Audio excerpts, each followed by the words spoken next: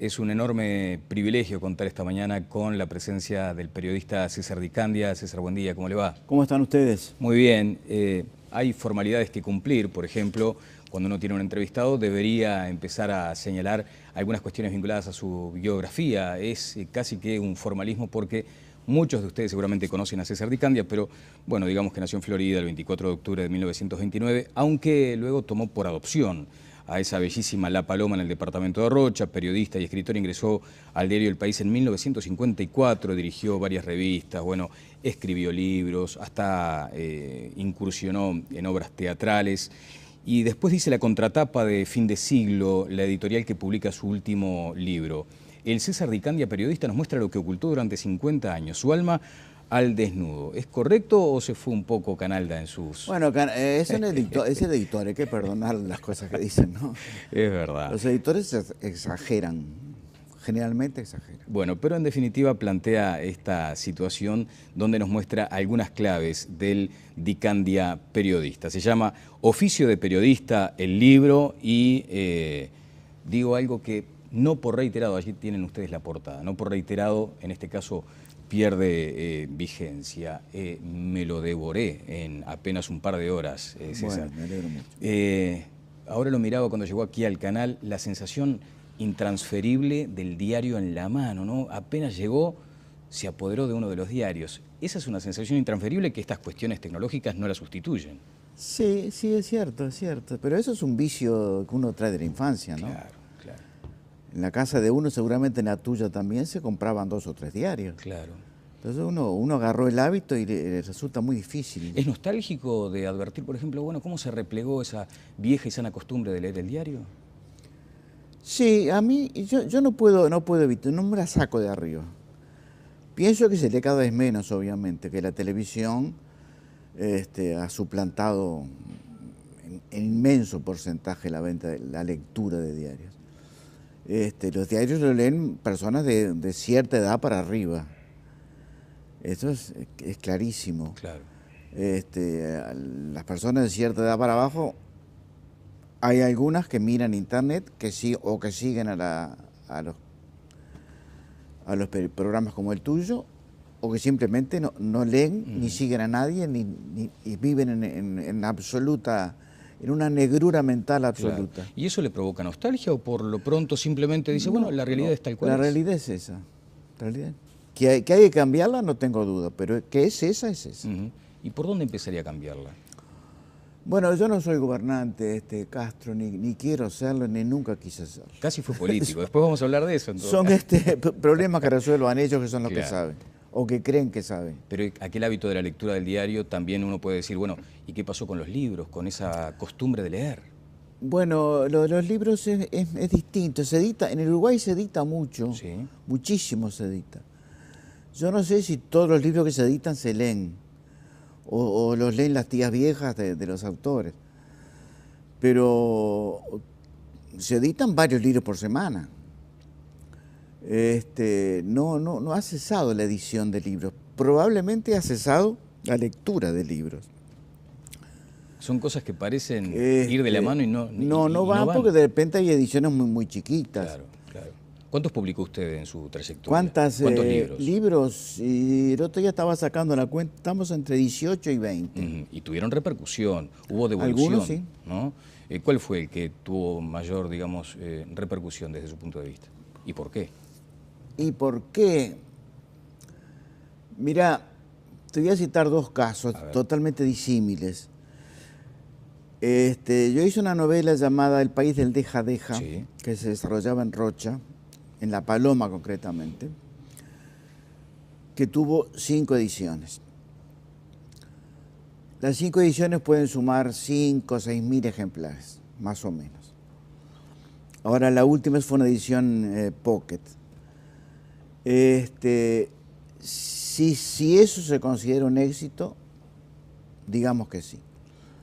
Y el otro fue el libro que escribí sobre las revoluciones orientales, Los años del odio, que primero salió seriado en Búsqueda y después lo compiló. La editorial Fin de Siglo lo editó, hizo 5 ediciones también. Sí, allí hay motivaciones especiales en cada uno de los casos y bien distintas. Totalmente ¿no? distintas. Hay una motivación literaria en la primera y una motivación histórico, sociológica o social en la otra. Difícil tarea para el escritor que piensa en escribir para el éxito, sería imposible. En el Uruguay escribir para el éxito es muy difícil, ¿eh? Es muy difícil porque no hay tanto lector que te pueda abarcar ese éxito. De pronto escribís un libro que tiene una actualidad muy grande y llegás a vender muy bien. Claro. Te cito el caso de Paulillo cuando escribió el libro sobre el descalabro del sobre el 2002. descalabro, ahí Claro. está. Era un momento crucial, era un momento muy especial del Uruguay. Y vendió muy bien, y vendió como 10 ediciones. Pero no es fácil llegar a eso acá. Claro. Además, los libros de acá no trascienden en otros países. No vendés en Argentina. Ahora no vendés porque no te dejan. Sí, pero antes por no. Moreno pone el freno. Hasta en verso lo dijiste. Pero antes tampoco, mirá que no. Ahora, ¿cómo se dan esas situaciones? Porque puede hablarse casi que de una paradoja en su caso. Las repercusiones más fuertes las tiene a través de sus entrevistas y su pasión, sin embargo, es escribir. ¿Le gusta más escribir que entrevistar? Sí, me gustan las dos cosas. Yo de la entrevista estoy retirado. Claro. Digo, ya cumplí un ciclo y creo que fue suficiente. Pero de escribir no, porque además de un placer personal es una especie de vicio. Claro, claro. Hay una pregunta cantada, ¿no? ¿Qué le preguntaría Dicandia a Dicandia? Porque cuando uno, primero que tengo una anécdota muy peculiar y triste a la vez, atesoraba sus entrevistas desde Tacuarembó para acá y las iba juntando, siempre me decían lo mismo, ¿qué vas a hacer con papeles que nunca vas a leer? Es lo que se dice, cuando uno hace una mudanza, aprovecha ahora para tirar todo. Y yo seguía atesorándolas hasta que la fuerza y el imperio de la naturaleza me despojaron de ellas, porque una vez en una lluvia muy torrencial, vivíamos aquí en Yaguarí, Boulevard Artigas, se inunda la casa que estaba sola y se perdieron las entrevistas. Así que bueno, en fin, algún día las recuperaré. Lo que pasa es que tú tenías adentro el virus del periodista ya metido. Bueno, claro, desde muy temprano yo atesoraba lo que me parecían muestras o ideales a seguir, el suyo claramente. Yo también guardaba entrevistas y aún, yo no tuve inundación en casa, pero si un día vas a casa vas a encontrar una carpetita donde yo tengo notas que escribía Carlos Maggi y que escribía Flores Mora en marcha en los años 45, 46, 47. Yo las guardaba con carpetas con el abecedario además. ¿Con Flores Mora se enojó o fue con Flores? No, con Flores Silva. Con Flores Silva tuvo una dificultad importante, ¿no? Sí. Fue uno de los que se enojó más. Lo corrió de la casa directamente. Me corrió y después me llamó. Claro. Cuando me estaba yendo me llamó de nuevo. Pero es un tema muy patético, muy para otro momento. No quiero recordarlo. Bueno, ¿qué le preguntaría, César, a usted mismo? Porque una persona que ha hecho de la entrevista un arte debe decir, bueno, a ver, esta pregunta nunca me hubiera imaginado hacérmela. Pero tenés que ayudarme, mirá que el periodista entrevistador sos tú, no soy yo. Bueno, en todo caso le diría, por ejemplo, ¿cómo puede ser que abrazando una pasión de estas características, hizo dinero, por ejemplo, siendo periodista? No. Dinero, lo que se dice dinero, no. No creo que haya ningún periodista en el Uruguay que haya hecho dinero. Hay algunos que han ganado más que otros. Y que están un poco más confortables, digamos. Eso. Ajá. Me considero en ese tipo, los que han ganado más que otros, porque siempre ocupé posiciones de alta responsabilidad y porque al final de la vida, en los últimos 10 o 15 años, me pagaban distinto. Pero no vas a creer que nadie se hace rico siendo periodista. Claro, y cuando mira por la ventana y ve a profesiones que de pronto usted hubiera elegido o que se insinuaron en sus años de decisiones importantes como posibles. Casi fue abogado. Bueno, hice la carrera hasta la mitad. Claro, casi fue abogado. Medio abogado. Y casi fue político. Bueno, eso fue un susto que me pegaron, porque si hay algo que no quería hacer ni quiero hacer es eso. Si no tengo ni condiciones, ni me gusta. Lo que pasa es que hubo una elección en la cual la lista 99 votó muy bien, inesperadamente muy bien, y yo estaba en el cuarto puesto en la lista de senadores, y salieron 3 senadores. Se asustó, estuvo en la raya. Unos votitos más y me provocaba el colapso mental para toda la vida. ¿Y nos hubiéramos perdido esto de pronto? El No, Licandía se hubieran periodista, perdido entrevistador. un espectáculo risible.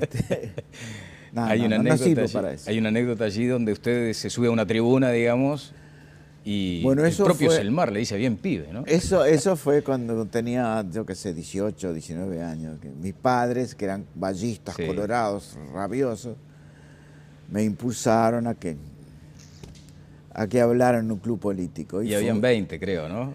Habían 20, Con los borrachitos incluidos. tal vez menos de 20 hubiera.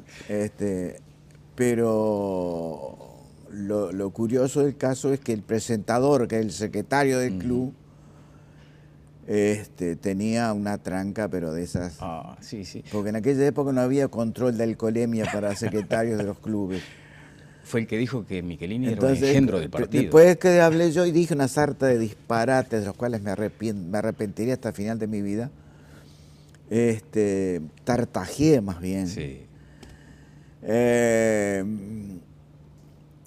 El siguiente orador era Michelini, Ujú. a quien yo no conocía. Y ese presentador, que estaba en un estado etílico avanzado, lo presentó como la figura prominente del partido, le hizo una serie de elogios, y al final dijo, en fin, culminando el elogio, así como redondeándolo, en fin, dijo, un verdadero engendro del partido. Entonces, aquello era para reírse, pero no Sí, sí, era la figura posible no, reírse. la figura no delante lo admitía de ningún modo. Entonces, Michelini pasó al lado mío, y me tocó el hombro y me dijo, bien, pibe. Ujú. Y yo lo pongo en el libro. Eso es tal cual lo que le dicen los técnicos de fútbol Claro. a los que juegan mal, a los que van sacando porque juegan mal. Claro, y les queda el consuelo del palmoteo. Les dicen, bien, pibe, como diciendo, andate. César, dígame, mencionó al pasar el tema del arrepentimiento. ¿Cómo se lleva con los arrepentimientos? Me llevo bien, no estoy arrepentido de casi nada de lo que hice en mi vida. De casi nada. De la vez pasada en un programa de televisivo con Lil Bettina Chuy y Juseca, en Canal de la Ciudad, que hablábamos de humor y de humor político.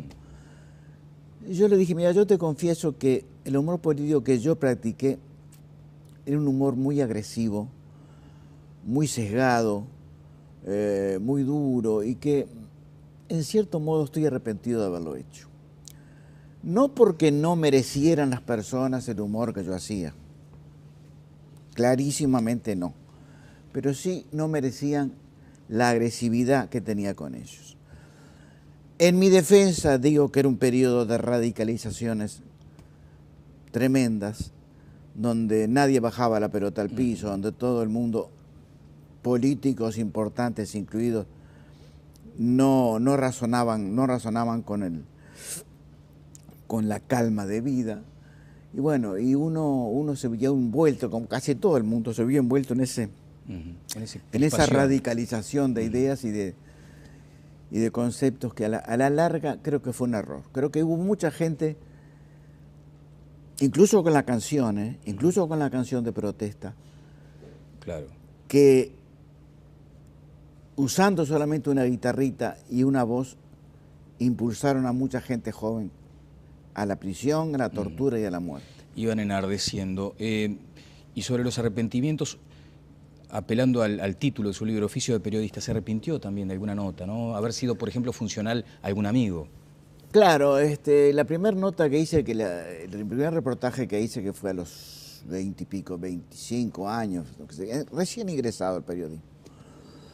Se le hice a Michelini, y Michelini en ese momento se iba, quería irse del grupo de Luis Valle. Y no sabía cómo transmitir. Y no sabía cómo hacerlo, Claro. y entonces me pidió que le hiciera un reportaje, pero prácticamente lo hicimos a medias, lo cual, desde el punto de vista periodístico, es un inmenso error. Digo, es el error máximo, estar en connivencia con el entrevistado. Y cargó con esa mochila todo este tiempo. Bueno, pero fue el primero que hice. Me arrepentí y lo confieso. Claro. Y bueno, uno va a la iglesia y se confiesa. Bueno, queda al desnudo, como dice Canalda, queda ese tipo de situaciones al desnudo. Y después advierte sobre algunos sinsabores, por ejemplo, una nota que a mí me pareció impecable, pero claro, se desmorona China Zorrilla, ¿no? Cuando usted va a entrevistarla a su casa. Sí, fue difícil ese momento, ¿no? No, lo que pasa es que estábamos en... Yo quise sacarla de su ambiente a China. Claro. La casa de China era la casa de la madre. Había mucha gente, además, no había un lugar tranquilo para trabajar. Entonces le propuse ir a la casa vieja, donde hoy está el Museo Zorrilla. Claro. Que en ese momento era una ruina. Era una ruina. Edilicia y en el jardín. En el jardín estaba... Era un yuyal, no era un jardín.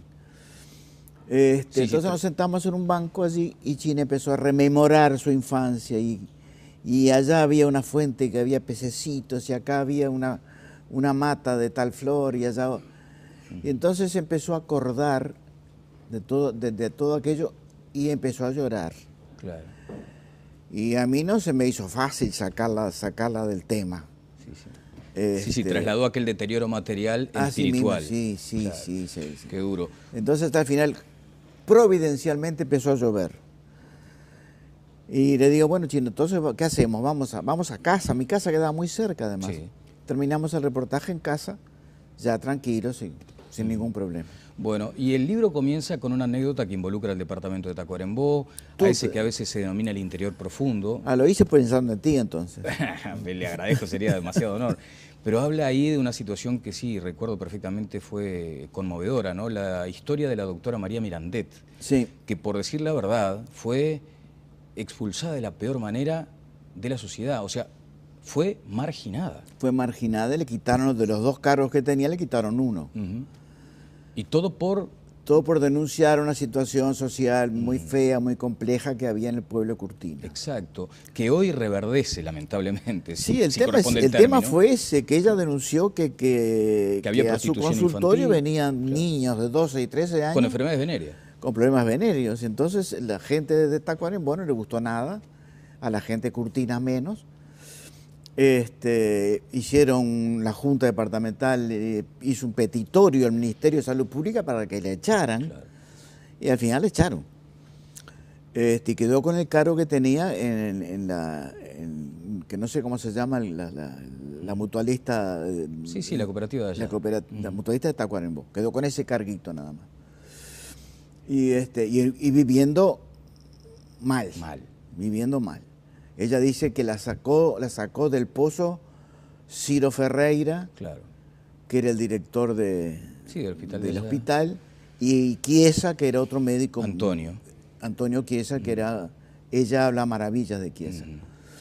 Y cuando yo le hablé para hacer le dije, mire, quiero reverdecer este reportaje. Me dijo, no, Di Candia, por favor, no, porque eso me provocó un martirio, me provocó los 10 años más desgraciados de mi vida.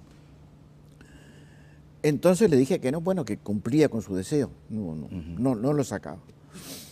Pero después de eso, muy poco después, surgió el tema de los que se habían descubierto una red de prostitución infantil, claro, en Curtina. Sí. Quiere decir que lo que la mujer había dicho era cierto. Claro. Y cuando comentaron eso en la radio, en un programa, en el programa de Emiliano Cotelo, sí, en la tertulia. Alguien trajo a colación aquel reportaje y lo leyeron. Entonces Di Candia tenía razón y la doctora tenía razón. Pero nadie le devuelve... Y poco después, en el suplemento que pasa, el diario El País, también salió lo mismo. Entonces yo digo, bueno, si ya vuelve a salir a luz y no por mi responsabilidad, la nota la hago. Y fue la primera que instaló en el libro. Exacto. Allí habla, por ejemplo, de lo que para muchos fue una especie de sorpresa mayúscula. Hablar del derecho de pernada en el Uruguay de estos años. Era aquella cuestión por la cual el patrón... Pernada, sí. Ella me lo contó como cierto. Pero nosotros, tú y yo como periodistas, tenemos que aceptar que lo que nos dicen es cierto. Claro. No podemos investigarlo.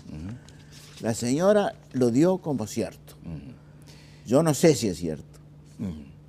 Bueno. Pero estoy seguro, en mi fuero íntimo estoy seguro que sí, ¿eh? No solamente ahí, sino en varios lugares del interior. Sí. Es cierto. Bueno, en el índice está La voz que clamó en el desierto, La sonrisa encarcelada. Hay una crónica, una referencia a Wilson Ferreira Aldunate. ¿A usted le pasa lo que a muchos uruguayos nos sucede? Admiran a personajes de todos los partidos. O sea, no se queda con esa cosa de la frontera partidaria para admirar, por ejemplo, a Valle, a Wilson. Si uno hiciera periodismo partidario, era otra cosa. Claro, claro. El periodismo tiene que estar acá y la política tiene que estar allá, lejos.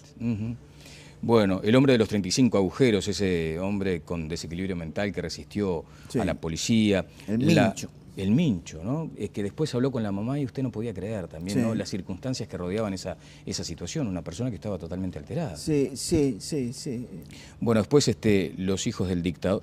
Aquel Sarabia que regaló un dedo a su madre, bueno, un hombre que en un arrebato de amor por la madre se corta un dedo porque tenía que huir a Brasil por una situación ahí complicada, ¿no? Lo recomiendo, ¿no? Bueno, todo es recomendable.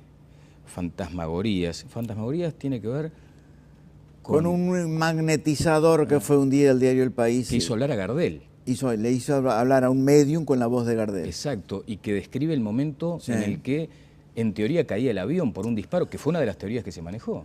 Sí, bueno, pero después se probó y se reprobó que el avión no cayó. Que el avión subió. Al despegar capotó. Claro.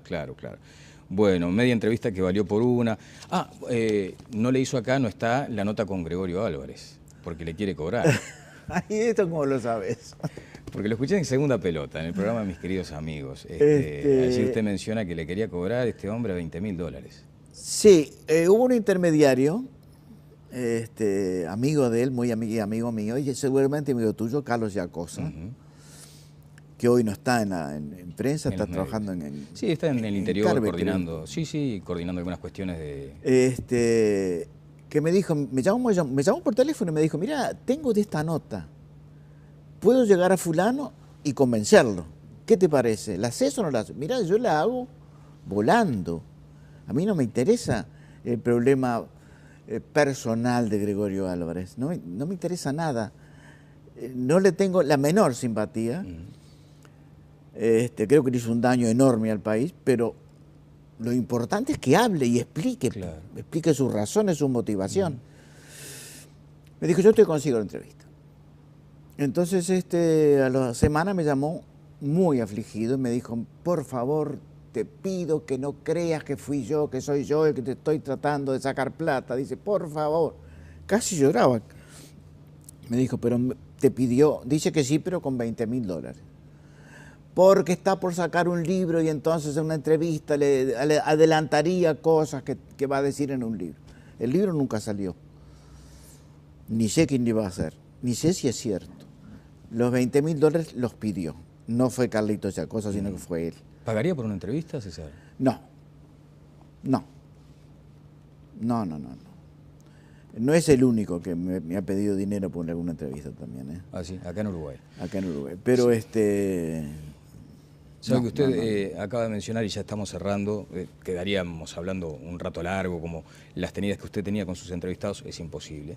Pero le noté, por ejemplo, una descripción del momento en el que lo recibe Bordaberry, sí, en su Bordaberry padre, en su apartamento de aquí de Libertador. Usted iba con cierta antipatía por el personaje. No, con cierto no, con mucha. Con mucha, me corrijo, con mucha. A tal punto que le aclara los tantos, ¿no? Como decimos como él me dijo amigo, viste que los entrevistados te dicen amigo. Y usted ahí claramente le marcó. Amigo no. Sin embargo, sabe que después de la entrevista pareció haber como cierta interpretación condescendiente. O sea, decir, este hombre medio como que se vio obligado a todo. Sí, porque saqué otra conclusión de Bordaberry. No era aquel monstruo que uno se imaginaba, que era capaz de cualquier cosa y que nos coartaba las libertades y que obedecía a los militares.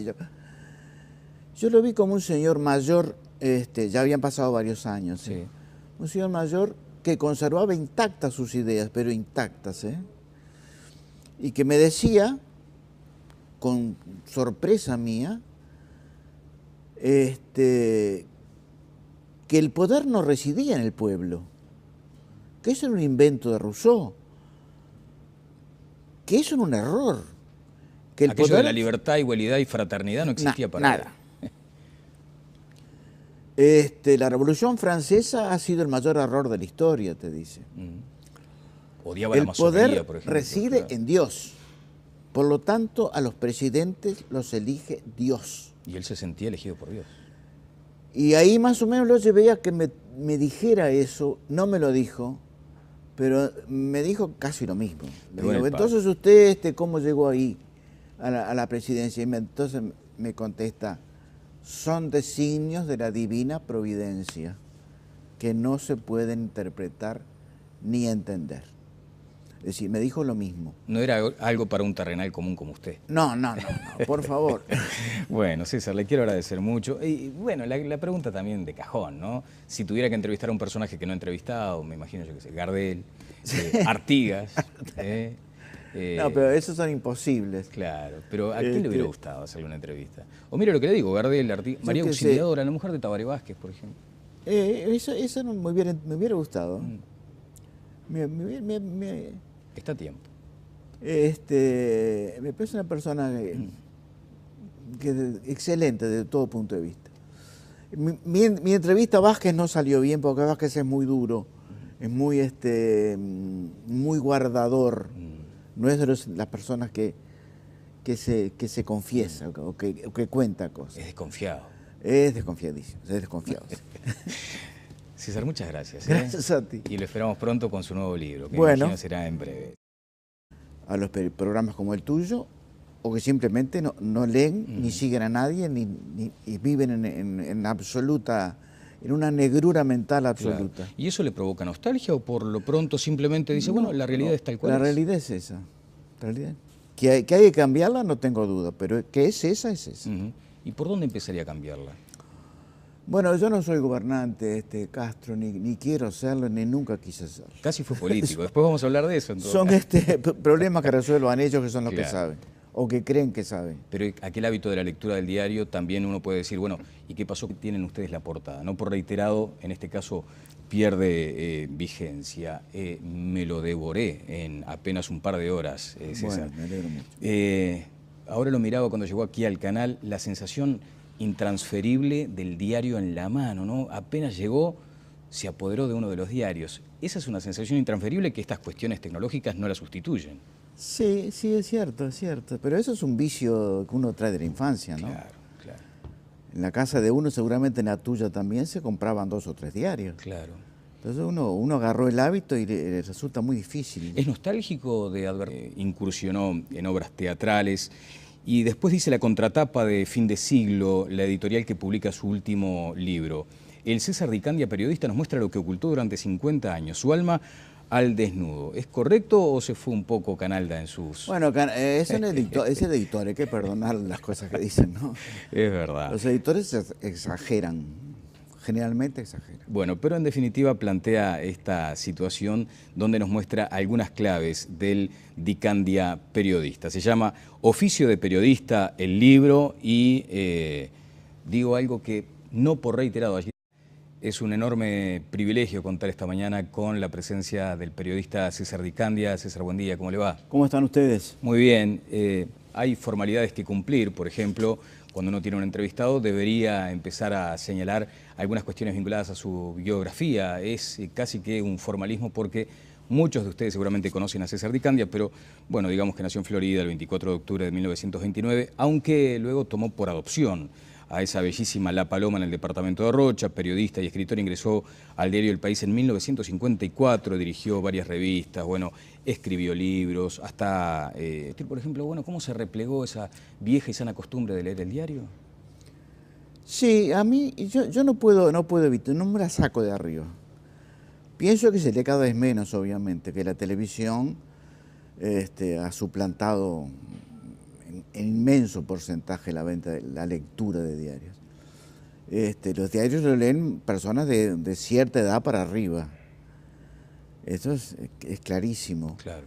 Las personas de cierta edad para abajo, hay algunas que miran internet o que siguen a los